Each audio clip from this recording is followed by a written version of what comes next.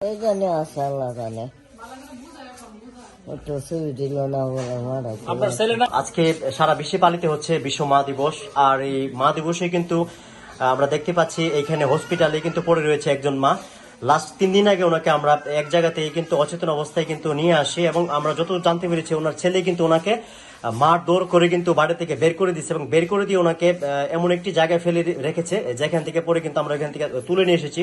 পুরো রাত ঝড় বৃষ্টিতে কিন্তু সেইখানে পড়েছিল। তারপরে আমরা এখানে উচালিয়াপাড়া স্থানীয় যে পোলাপান আছে তাদেরকে নিয়ে কিন্তু আমরা ওনাকে এখানে ভর্তি করেছি। লাস্ট 3 দিন ধরে সে এখানে হসপিটালে ভর্তি রয়েছে এবং এখানে দেখভাল করছে। হসপিটালের যারা নার্স রয়েছে তাদের কাছে আমরা দায়িত্ব দিয়ে গেছে, তারা দেখভাল করছে। পাশাপাশি আমরা যারা ভর্তি করে দিয়েছিলাম যুবকরা তারা কিন্তু দেখভাল করছে এবং ওনার যে খাবার টাবার বিষয় সেগুলো কিন্তু আমরা ক্ষণে ক্ষণে এসে কিন্তু আমরা দেখছি।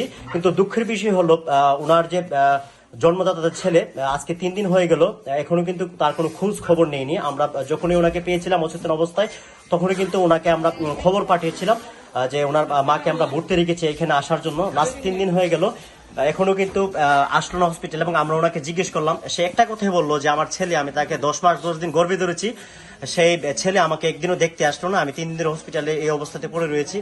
আচ্ছা, এখন কেমন আছেন আপনি? জি, আপনার ছেলে কি এখনো আসেনি দেখতে আপনাকে? না, এখন কি আগের চেয়ে একটু সুস্থ আছেন? অসুস্থ আচ্ছা, আপনার ছেলে কিছুদিন পর পর আপনাকে মেরে বাড়ি থেকে কেন বের করে দিই? কই জানি আল্লাহ জানে। আপনাকে কি মানে আপনার দেখলাম যখন এই পরে ছিলেন তখন তো অনেকে যে ব্যথা ছিল আপনার যে গালে এখানে সব জায়গায় ব্যথা ছিল, এভাবে মারধর করে কেন আপনার ছেলে? কই জানি আছে আল্লাহ জানে একটু ছবি দিল না বলে মারা আপনার ছেলের নাম কি? ফরিদ। ছেলের নাম ফরিদ ফরিদ। আপনি কোন জায়গায় থাকতেন? আর থাকতাম ফুবাড়ি। নিঃস্ব রায়। আপনার ছেলে কোন, আপনার ছেলে কই থাকে? বারা থাকতো জানি কই কই থাকে। আপনার দেখভাল করে না?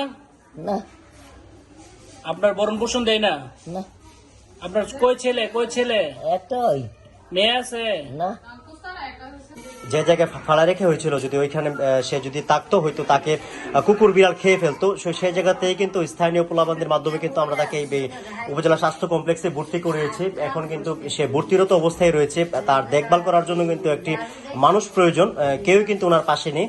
তো এখানকার যারা রয়েছে টুকটাক ওনাকে দেখার চেষ্টা করছে। আমরা মাঝে মাঝে আসছি, আইসা ওনাকে খাবার টাবার এবং ওনার কাপড় টাপড় এগুলার দেখাশোনার বিষয়টা আমরা দেখছি। কিন্তু এইভাবে আর কত, সে হয়তো আর 2-1 দিনের ভিতরে সুস্থ হয়ে যাবে।